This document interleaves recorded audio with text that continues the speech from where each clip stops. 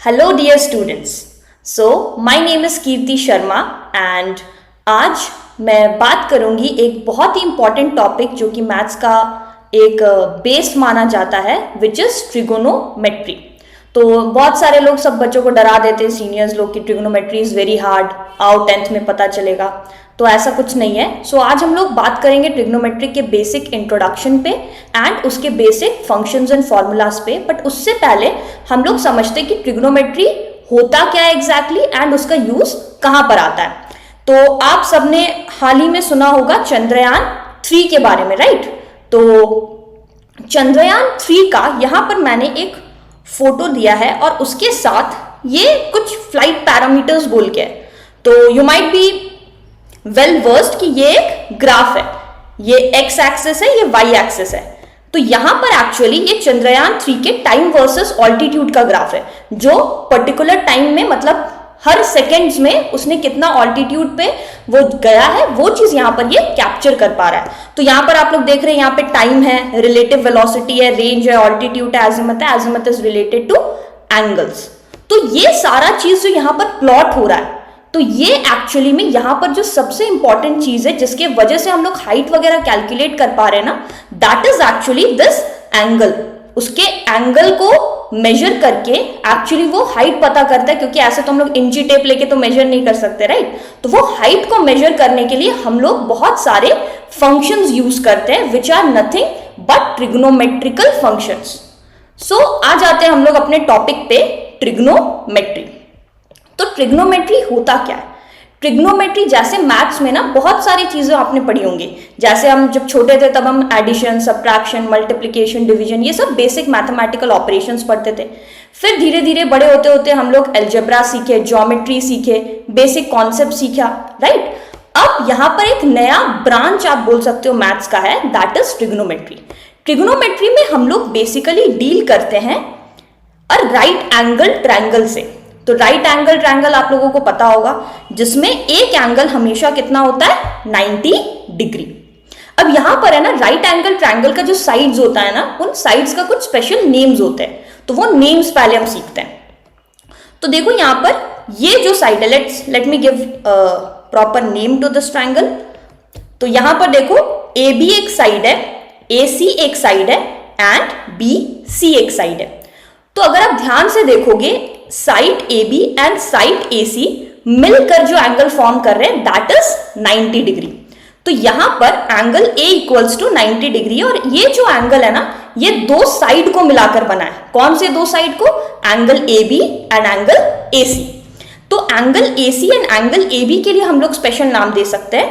तो A B is like, see this is like the resting plane, और इसके ऊपर एक परपेंडिकुलर खड़ा हुआ है।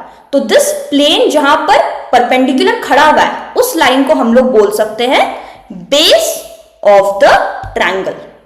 Next is this perpendicular. So perpendicular का नाम as you know, it's obviously perpendicular. तो AC here is the perpendicular and last but not the least, the greatest side of this right angle triangle which is opposite to the 90 degree वाला angle, इसको हम लोग बोलते हैं hypotenuse. अब यहां पर एक चीज का ध्यान रखेंगे हम लोग कि हम लोग कंफ्यूज नहीं होंगे। बहुत सारे बच्चे क्या करते हैं, हाइपोटेनस को भी H लिख देते हैं एंड ये परपेंडिकुलर को भी हाइट बोल के उसको भी H लिख देते हैं। So don't do that mistake. Remember, this is the base of the triangle, this perpendicular, this is represented by P, this is the height of the triangle you can call it, but don't call it, otherwise you'll get confused with the hypotenuse. Okay, so this is the perpendicular of the triangle and this is nothing but the hypotenuse of the triangle. And as we all know, the very famous Pythagoras theorem that says h square equals to p square plus b square. This is very important because यहीं से हमारा सारे trigonometrical function से related जो concepts है, formulas है, वो सारे फॉर्मूलाज यहीं से आए हैं।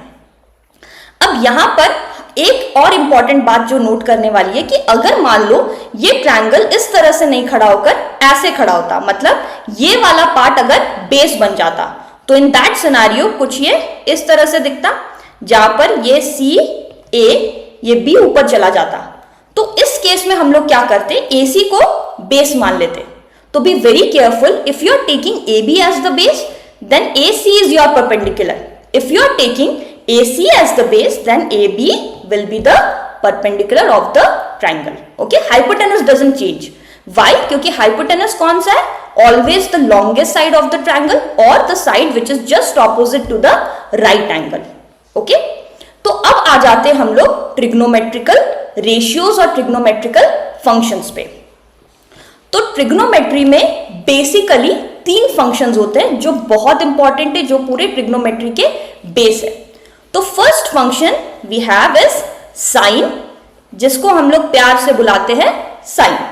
देन वी हैव कोसाइन, जिसको हम लोग प्यार से बुलाते हैं cos. Then we have tangent, जिसको हम लोग प्यार से बुलाते हैं टैन.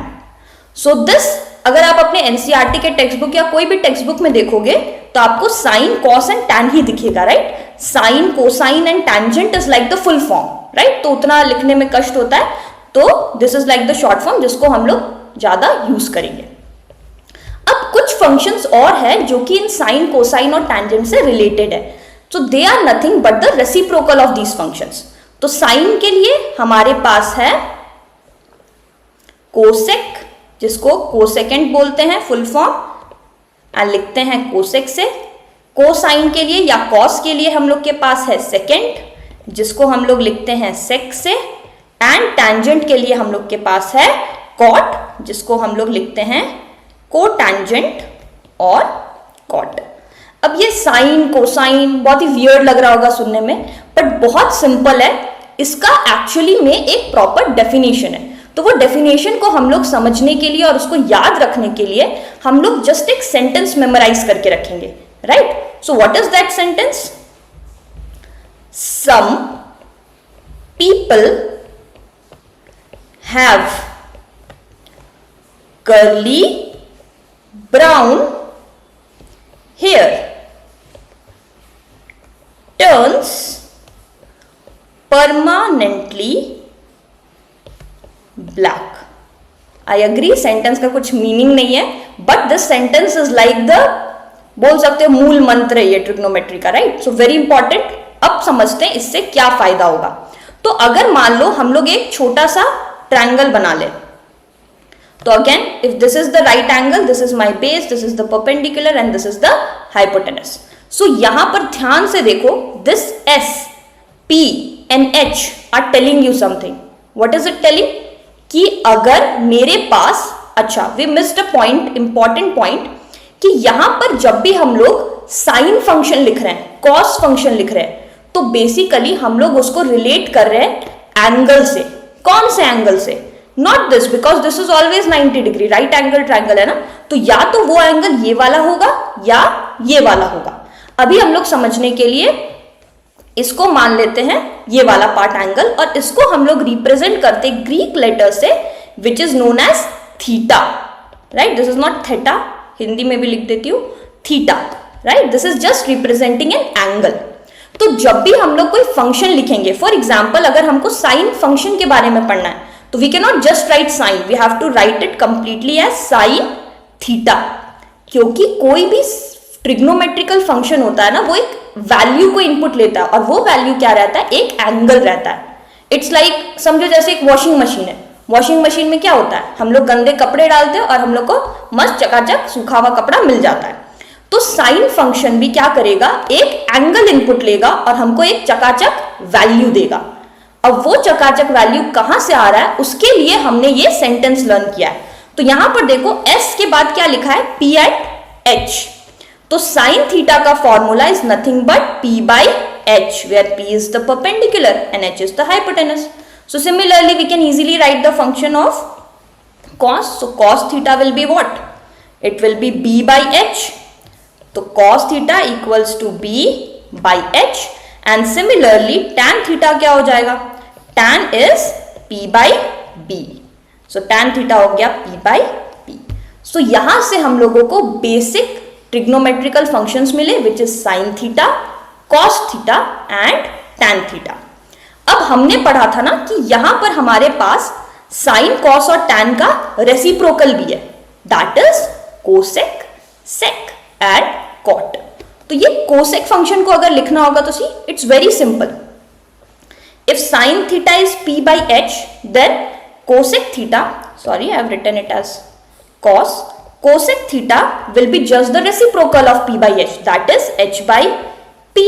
वैसे ही sec theta क्या हो जाएगा अपना h by b, and similarly cot theta will be b by p।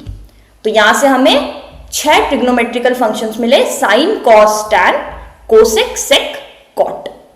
अब यहां एक और इंपॉर्टेंट चीज है जो कि नोट करना है, क्योंकि बच्चे ये भी गलती करते हैं कि अगर मान लो साइन थीटा लिखा हुआ है इनटू साइन थीटा लिखा हुआ है, तो गलती ये हो सकता है ना कि हम लोग साइन और साइन को मल्टीप्लाई करके साइन स्क्वायर कर देंगे और थीटा को मल्टीप्लाई करके थीटा स्क्वायर कर देंगे, but this part is wrong. This sign theta is one single element, okay.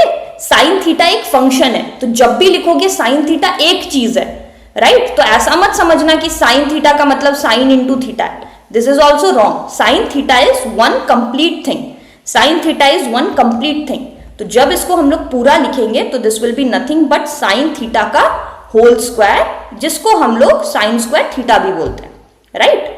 मतलब जो भी साइन थीटा का कुछ तो वैल्यू मिलेगा रेशियो करके, उसका पूरे का स्क्वायर करेंगे, okay. So these are the 6 trigonometrical functions and these are the definitions or you can say the formulas for these trigonometrical functions। sin theta है p by h, cos theta है b by h and tan theta है p by b। तो इसको use करके हम लोग NCERT का exercise first solve कर सकते हैं easily. So in next video I will help you to solve 2 questions or maybe 3 questions of first exercise of NCERT। So till then, be very thorough with the formulas and the concept। Happy learning.